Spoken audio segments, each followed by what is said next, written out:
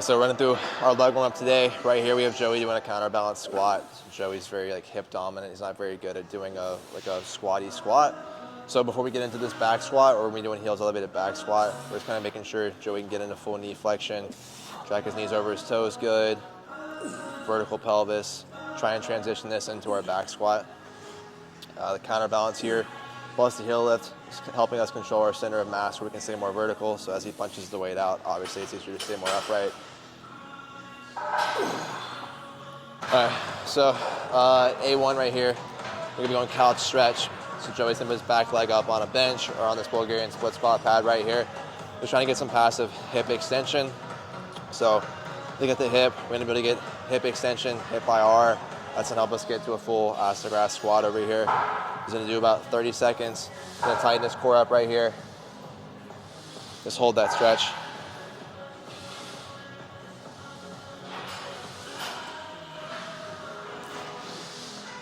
We're kind of running through this warm up. We're gonna be going passive, active, and then something that's more like testing hip stability for today, which is gonna be a hip airplane.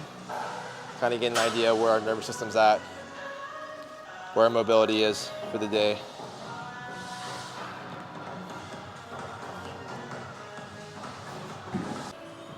Good.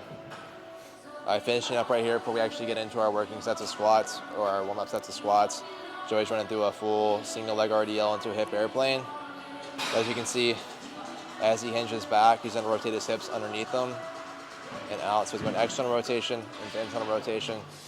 So we're kind of just painting the edges of our full range of motion at the hip, getting full hip flexion on one side, hip extension on the other, ER, IR, kind of testing how we feel on one leg too.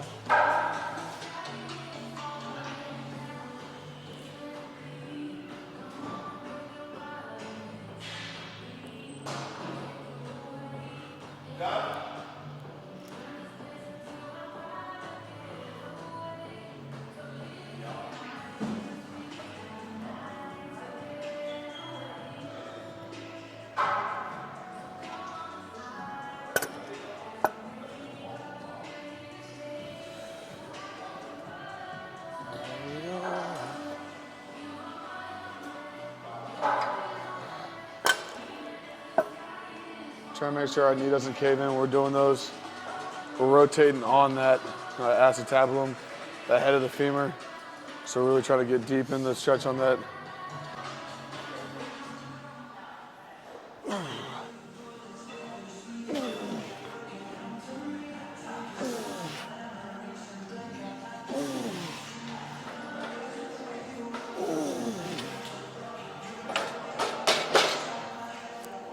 That squat hasn't felt that good in a minute, bro. Yeah.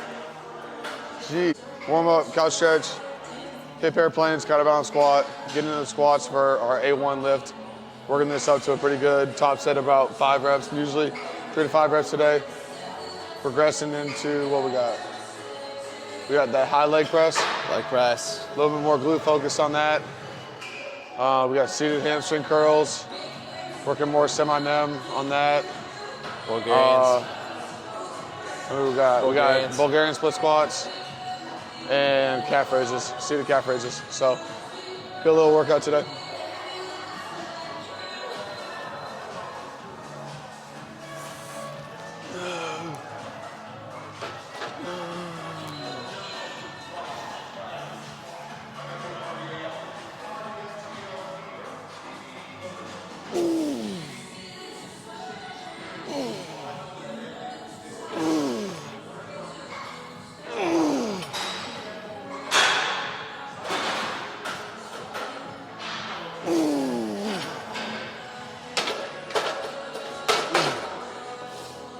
You gonna go down one? You're good. You mean on racket, so we can go down I'm one? gonna do a little calf raise on every one of these squat reps so I can get to Nick's height. Again, so let's talk about the difference for different like squat variations here. We're choosing barbell back squat with the heel elevation. Difference between a back squat, a front squat, goblet squat, counterbalance squat. It's gonna be our center of mass. So we do like a counterbalance squat. We're punching the weight out. As we get more weight forward, it's easier to keep more weight back. That makes sense, so we can stay more upright. If we go to like a low bar back squat, we have more weight back behind us. We have to get more weight forward, which is why it ends up being more like a hinge. So Joey and myself both tend to bias more of like a hand position in a squat because of our leverages and our biases. So here, we're going barbell back squat. It's gonna be the most floatable. Heel elevation so that we can get a little bit more upright with it. So instead of it being more of a hinge like we would normally do, or like we get out of all of our hinges during the week, we're getting a more of like a squatty squat, a more like frontal plane, vertical pelvis squat here.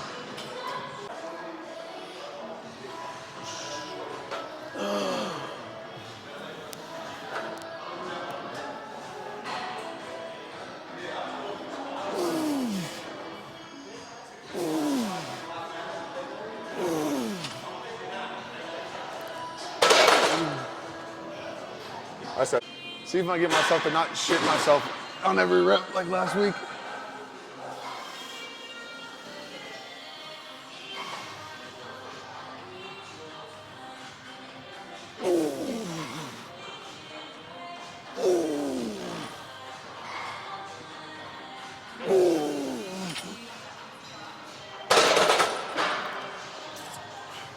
I never know how many you're gonna do.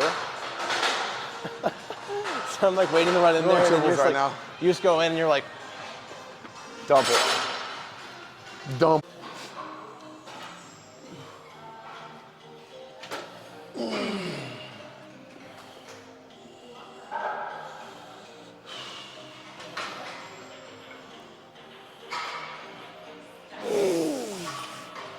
easy.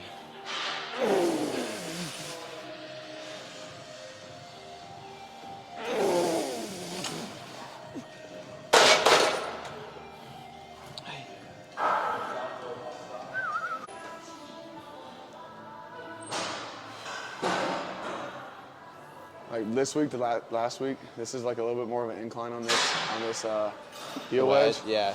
So it's like pushing me more into it. So I'm getting more vertical, but I can feel the difference between.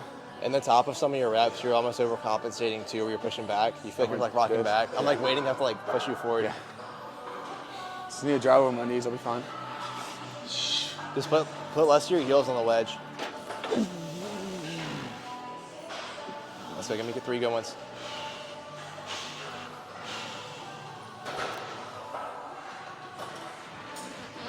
Money, 1, 2, one more good one. Good brace. Control the hole. Come on, come on, come on, come on, come on. Good.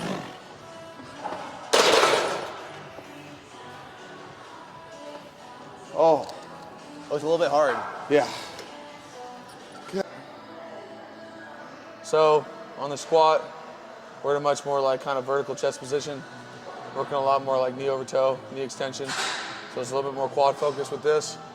We're gonna try a little bit more high stance, getting a little bit more hinge position, working a little bit more glute focus. So same obviously stimulus, we're gonna be working quads on both, but one's gonna be more quad bias, one's gonna be more glute bias. We've been talking with our programming, you know, we don't really have like a true set and rep scheme. We're working on some higher rep ranges, higher volume sets, trying to work hypertrophy. This first like phase for us is a little bit more of a hypertrophy phase, so getting a little bit more volume on it. On a squat exercise, we're working a lot more of the movement. This is a lot more kind of muscular based, so working stimulus on this. So that one we're working a little bit more of the technique of the movement, trying to get into a better squat pattern. Overall, our development on that is going to be working the squat better. These are obviously going to be a lot more work on our movement, our muscle better, get a lot more development in our glutes. So we're going to progress this for a couple more weeks, and then in a few weeks we'll be going into a little bit more of a strength phase, working a lot more kind of complex movements, getting into a slight plyometric phase, working a little bit more jumps, landing, stuff like that, so we can get some baseline for some more sport-specific movements, more explosive movements going into the next phase, and then finally we'll finish up with more of a sport-specific movement. Dumb down the volume, increase the intensity, be a lot more focused on true movements versus kind of muscular development. So right now we're just catching pumps in different areas. We got push-pull legs, so this is our leg day pump.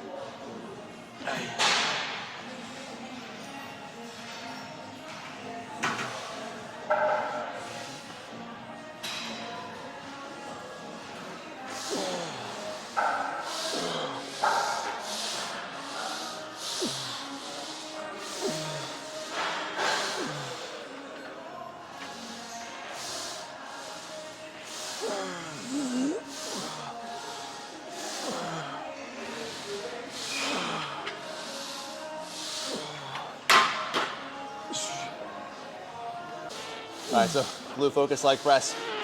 Joey's going about shoulder width, toes straight. We're trying to get a more lengthened glute. So you can see full range of motion for him is going to be full hip flexion. So that knee coming towards his chest, his shin angle staying pretty vertical. That's making sure we're getting the most out of our glutes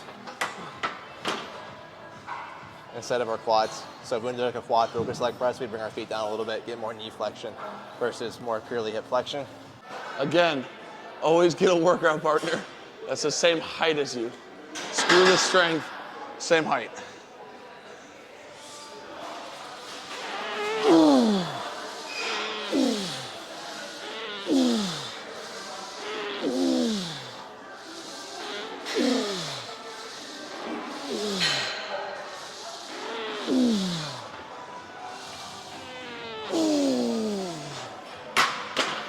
Did that get way heavier? Position. Oh yeah. That looked way heavier too. Hey. Should I do 5 instead of 6? I'll probably go 5, yeah. Okay. That looked like it was.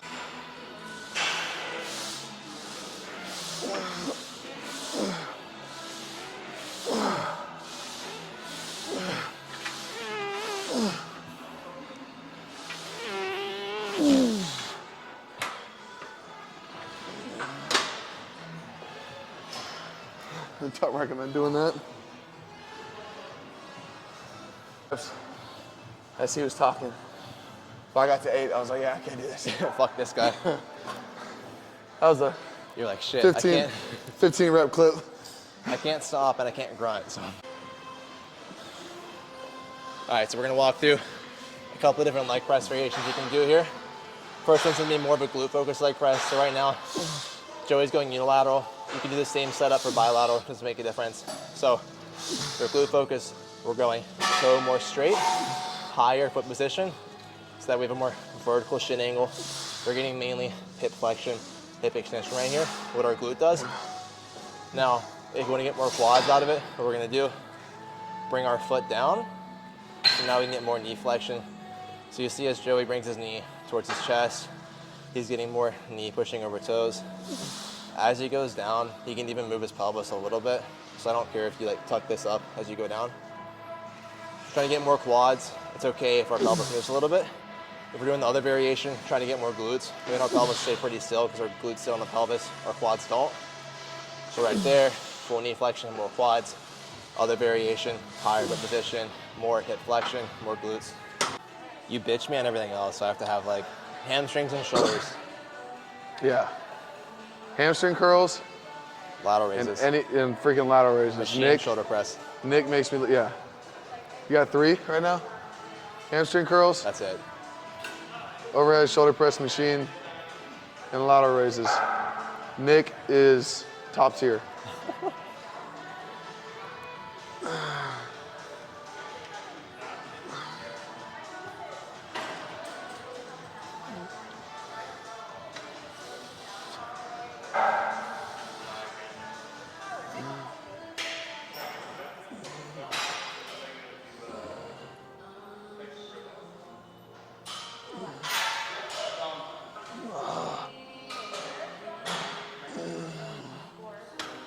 You're gonna set a 40 over here?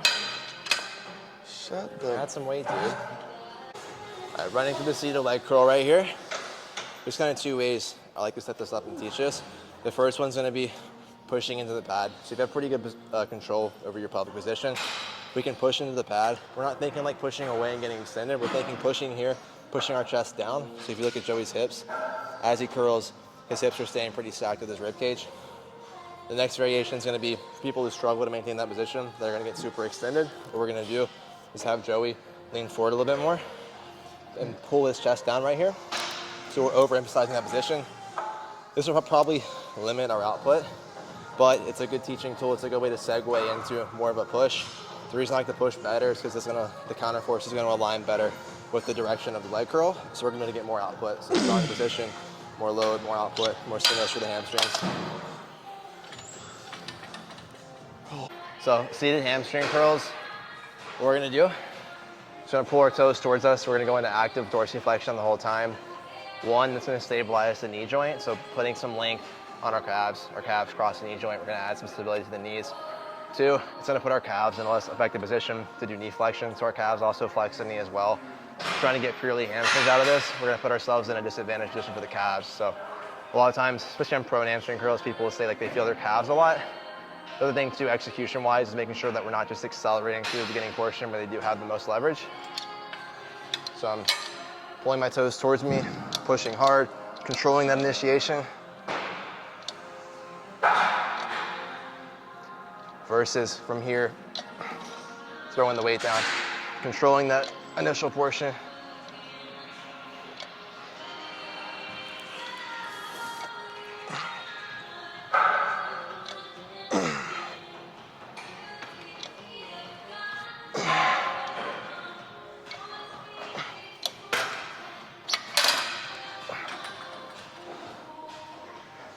On your sets and reps for these hamstring curls today is not number based, but results oriented on how you get up. If you get up and you're able to bend your knee when you get up, you haven't done enough. If you have to get up and you're straight leg like this, then those are whatever set and rep scheme that was. Yeah. Go ahead and do that. 2 sets of fucking Bambi tightness. legs. Yeah.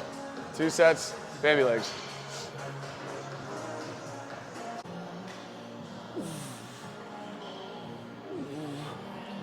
PJ, watch Joey's feet. So you see Joey wants to go on the outsides of his feet. So what he's gonna do, he's just gonna push through his big toe. It's gonna help him pronate his foot, get internal rotation of the tibia.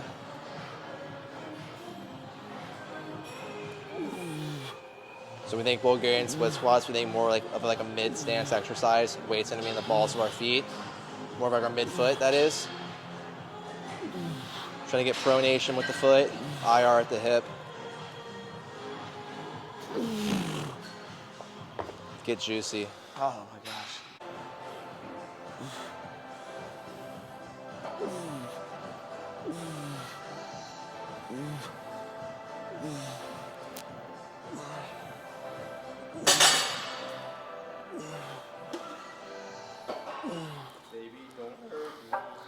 These hurt me. These Bulgarian split squats hurt me really bad. I think it's universally accepted truth that everybody hates Bulgarian split squats more than any other exercise.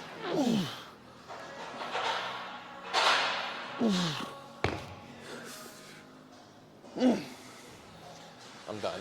Pull the lever to get in.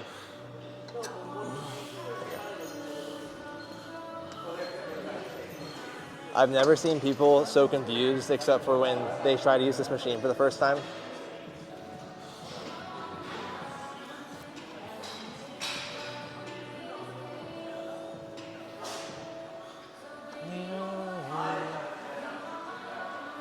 Over Montana, you could drop Wyoming on that pad and not hit it.